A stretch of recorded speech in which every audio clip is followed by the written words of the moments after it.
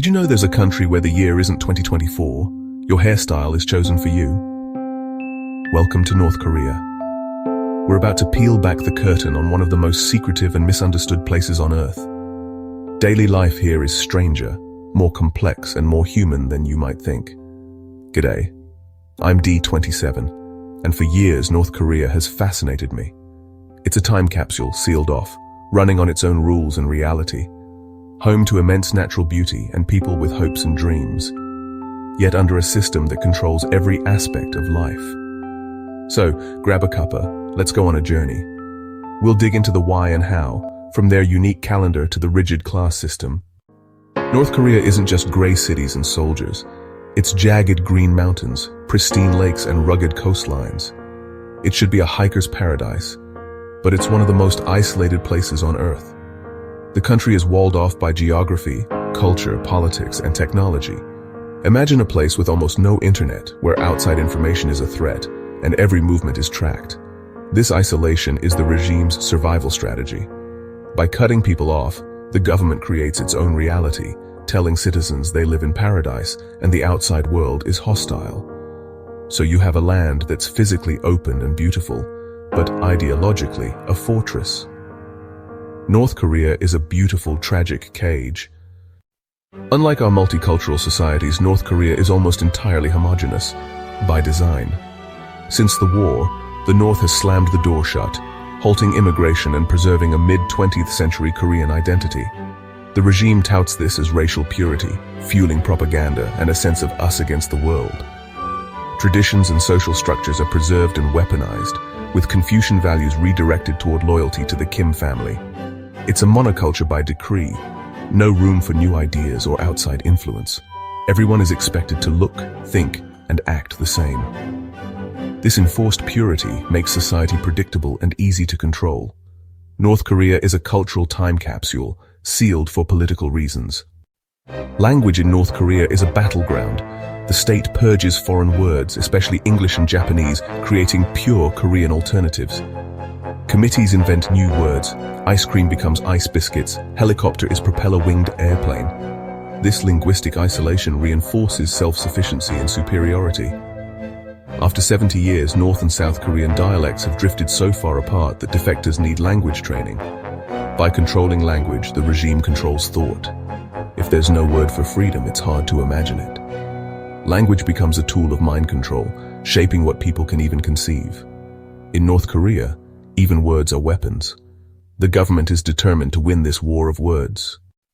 In North Korea, politics is religion, and the Kim dynasty is its holy trinity. Portraits of Kim Il-sung and Kim Jong-il must be displayed and kept spotless in every home. Neighborhood patrols check for dust. A sign of disrespect can have dire consequences. Citizens bow before statues, and even newspapers with leader images must be folded with care. Children are taught from day one that they owe everything to the great leaders. The Kims are deified, making dissent not just a crime, but blasphemy. This cult of personality replaces religion with total devotion to the state. In North Korea, your fate is sealed at birth by the Songbun system, a rigid hereditary class structure. The core class, loyal descendants, get the best jobs and live in Pyongyang. The wavering class are ordinary workers, constantly monitored and with limited opportunities.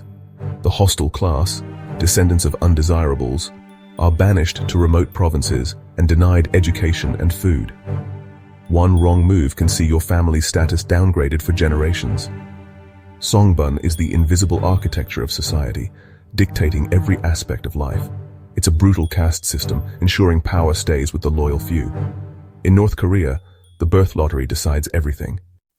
Women in North Korea face strict rules on appearance and behavior, layered on top of the Songbun system. Haircuts are chosen from a list of state-approved styles. No dye, no individuality. Fashion is policed, skirts are expected, trousers frowned upon, and even riding a bicycle was once banned for women. Travel requires permits, further restricting freedom. Women work in factories, farms, and schools, but leadership roles are reserved for men. Their main role, raising the next generation of loyal citizens. Despite being the backbone of society, women are denied power and autonomy.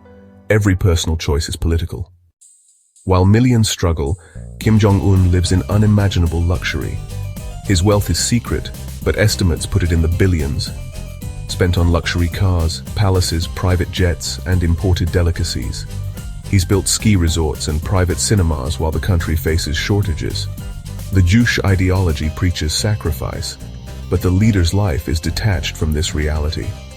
The regime funds this opulence through illicit activities and exploitation. It's a tale of two Koreas, one of poverty, one of royal excess. The hypocrisy's staggering. In North Korea, it's do as I say, not as I do. Imagine a world without Google, McDonald's, or YouTube. North Koreans live in it. The country is cut off from global brands and the digital revolution. No international credit cards, the economy runs on cash and a domestic card system. The internet is off limits. Most only access a censored intranet called Kwangmyong. Even their computers run a surveillance-heavy operating system. This digital isolation creates a profound sense of otherness. Defectors are often overwhelmed by the outside world's choices and freedoms. North Korea is a separate reality, cut off from the global conversation. Pyongyang is a stage set for the elite, a showcase of prosperity masking harsh realities. Only the most loyal live here, under constant surveillance. The city looks modern, but power shortages and crumbling infrastructure are common. Daily life is tightly controlled, fashion, movement, even leisure are regulated.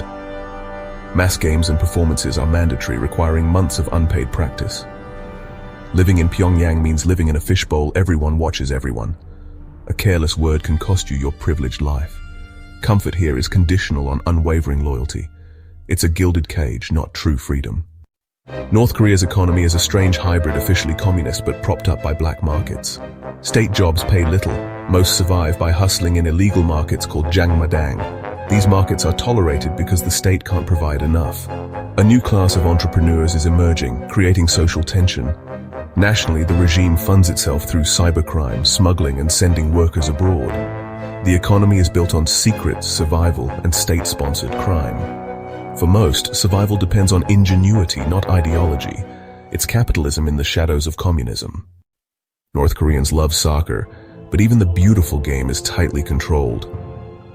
The national team's rare victories are celebrated, but defeats are censored or never shown. State TV delays or edits broadcasts to maintain the illusion of superiority.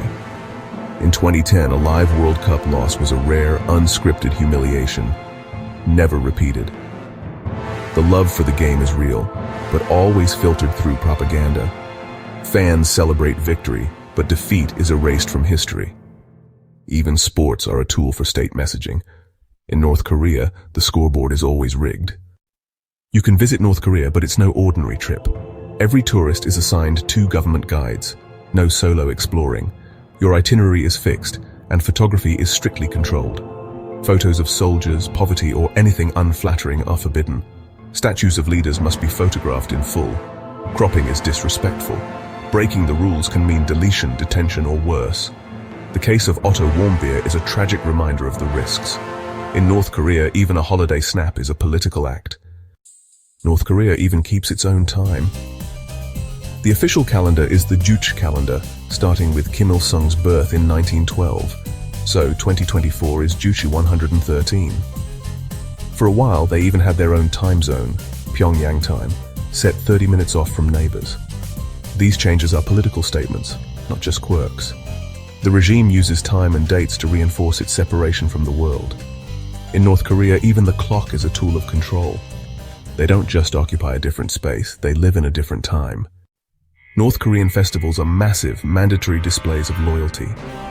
The Day of the Sun and Workers' Party anniversaries are marked by military parades and mass dances. Attendance isn't optional. Everyone participates in choreographed spectacles. Citizens lay flowers at leader statues and receive special rations as gifts. These events blend real culture with overt propaganda. Every song and dance glorifies the Kim dynasty. Festivals blur the line between celebration and political performance. In North Korea, joy is orchestrated by the state. Food in North Korea is a daily struggle for most. Traditional dishes exist, but basic ingredients are expensive. Rice can cost more than a month's salary. Most rely on jangmadang markets to survive. The elite enjoy imported goods and fine meals, while many face chronic food insecurity. What you eat reveals your class and loyalty. For foreigners, meals are overpriced, extracting hard currency. Food operates in three economies: broken state rations, vital markets, and elite privilege. Eating a meal exposes the deep inequalities of North Korean society. North Korea is a paradox. Stunning beauty, brutal control, deep tradition, and relentless propaganda. It's easy to see it as a caricature, but 25 million people live this reality every day. The real story is complexity, a system of historical grievances, a cult of personality, and a market economy born of necessity. People find ways to love, laugh, and survive within the system. North Korea is both frozen in the past and armed for the future. Understanding it is like assembling a puzzle with missing pieces. But we must keep trying, beyond headlines, to the human stories beneath. Thanks for joining me. Cheers.